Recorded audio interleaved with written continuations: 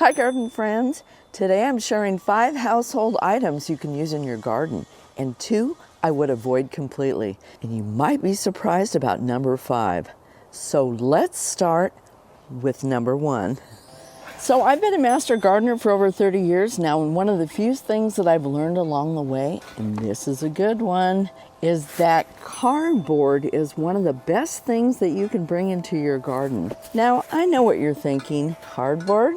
Really? I've got proof that it works. Most of us have got cardboard somewhere in the house right now. And instead of throwing it away or recycling it, just bring it outside. Here's what I do if I want to clear a weedy area or start a new bed. I just lay the cardboard right over the grass. I make sure that the sheets overlap so there are no gaps anywhere. That's where weeds can come through. And then I give it a really good soak with the hose. And I put a nice thick layer of compost and wood chips, at least 4 or 5 inches over the cardboard. And what happens is the cardboard blocks all the light. The weeds underneath just can't grow. No light, no air, they're done. And then over the next few months, the cardboard breaks down all by itself. The worms come up and eat it. And as they do that, they pull all that lovely compost right down into the soil. No digging, no straining your back. You're just letting nature do the work for you. Now, I've actually done a whole separate video on this, and it's called sheet mulching. And it goes through the whole process step by step. And I will put the link at the end of this video. It will show you everything that you need to know. And you're not going to believe the fantastic results. Cardboard in the garden. Okay, number 2, and this one is super simple. Coffee grounds. If you drink coffee at home, stop throwing your grounds away because they are so good for your garden. Used coffee grounds have got nitrogen in them, which is one of the main things that your plant needs to grow strong and healthy. You just sprinkle them around your plants right on the soil. Or you can throw them in your compost heap. Either way, your garden is going to love them. And here's a bonus. Slugs don't really like them. So if you've got plants that slugs like to go after, your hostas, lettuce, your young seedlings, put a ring of coffee grounds around them. It really does help. So they're especially good around your acid-loving plants, like your blueberries or rhododendrons. How about your camellias? Just don't go too heavy with them. A nice thin layer is all you need. And if you don't drink coffee at home, most coffee shops will happily give away their used grounds for free. If you just ask, it's well worth it. Coffee grounds in the garden. Now this one might really surprise you. Eggshells. Eggshells are actually doing 2 really important jobs in my garden. The first thing that they do is they keep slugs away. They really don't like crawling over anything sharp or rough. And scatter them in a ring around the base of your plants. And if you've ever had that dark leathery patch on the bottom of your tomatoes, well, that's called blossom end rot. And it's often a calcium problem. And eggshells can help with that. Eggshells in your garden. Okay, before we get to 4 and 5, I want to share my garden tip of the day with you. And today's tip is this. Water at the base of the plants, not over the top of the leaves, because it feels natural to water the whole plant. But when you wet the leaves and leave them damp, especially in warm weather, you're creating the perfect conditions for fungal diseases like powdery mildew, gray mold, leaf spot. All of these love wet leaves. It's such a simple thing, but it really does make a difference. Trust me on that one. All right, back to our kitchen items. Number 4, baking soda. Another kitchen cupboard staple that is genuinely brilliant in the garden. Baking soda is a natural antifungal, and the main thing I use it for is powdery mildew. If you grow cucumbers, squash, or a lot of ornamental plants, probably seen powdery mildew. It's usually late in the summer when you get those warm days and cool nights. Here's what you do. Mix 1 teaspoon of baking soda into a liter of water and just add a tiny drop of dishwashing liquid. The dishwashing liquid helps the mixture stick to the leaves instead of just running off. And then put it in a spray bottle and spray it right onto the affected leaves. Just remember, 1 teaspoon per liter. Don't make it any stronger than that or it can stress the plant. Baking soda.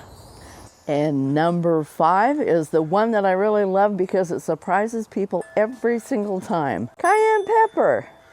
Yes, right out of your kitchen cupboard. That little jar of cayenne pepper you've got sitting in there is actually one of the most useful things you could bring into your garden. And once you start using it out there, you are going to wonder why you never thought of it before. Now here's the main thing I use cayenne pepper for. Keeping pests away. Squirrels, rabbits, deer.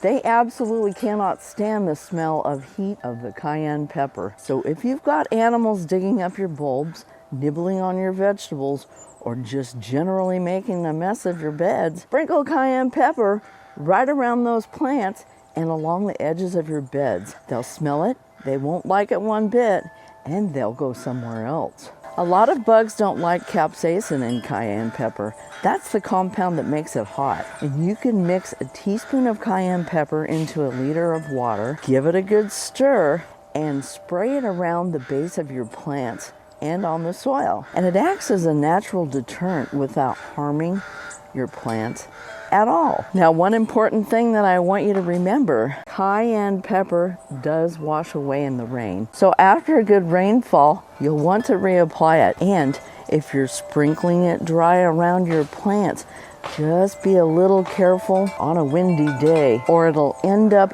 everywhere, including your eyes. Trust me on that one. It's inexpensive, it's natural, and it's probably already in your kitchen. I always keep a spare jar just for the garden. Cayenne pepper, who knew? Now let's move on to the 2 things to avoid. Okay, now I want to talk about this last one that I really want you to avoid. Landscape fabric. I know. Landscape fabric is everywhere. It gets sold as this amazing weed suppressant, and I completely understand why people use it. It seems like such a good idea, but please hear me out. In the beginning, yes, it does keep the weeds down, but give it a year or 2, and what happens is soil and debris and leaves start to build up on top of the fabric, and weeds start growing in that layer, and then they root down through the fabric itself. And at that point, it is such a mess to try to remove. The fabric is tangled up with roots and falling apart in your soil.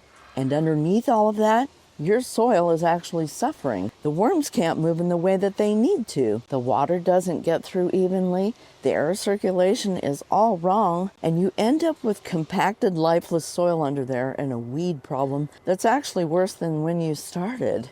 Try the cardboard method instead. It does everything landscape fabric promises to do. And on top of that, it actually feeds the soil and improves your soil as it breaks down. That's what I use, and that's what I recommend every single time. Vinegar is another one I see recommended everywhere as a natural weed killer. And look, if you pour it on the weed, the leaves will definitely die off. That part is true, but here is the problem. Vinegar only kills what it touches. It does not get down to the root. So a week or 2 later, that weed is going to come right back up because the root is still alive down there doing its thing. All you've done is given it a short haircut. And if you keep using vinegar, it starts to lower the pH of your soil. So it harms the worms and your beneficial microbes, all those good things that are working away in your soil to keep it healthy. And you end up with soil that just really struggles to grow anything well. In my opinion, it's not worth it. Save the vinegar for your salad dressing. If you found today's video helpful, please subscribe. It helps the channel to grow. And I share new gardening videos every week. with practical tips, seasonal guides, and honest advice from my lifetime of gardening experience. And if you enjoyed this one, please give it a thumbs up. It genuinely helps other gardeners to find this content, and it means a lot. And drop a comment below. Have you tried any of these kitchen items in your garden? Do you use coffee grounds or cayenne pepper? I hope this has inspired you today. I hope you're having a great gardening day, and I'll catch you in the next one.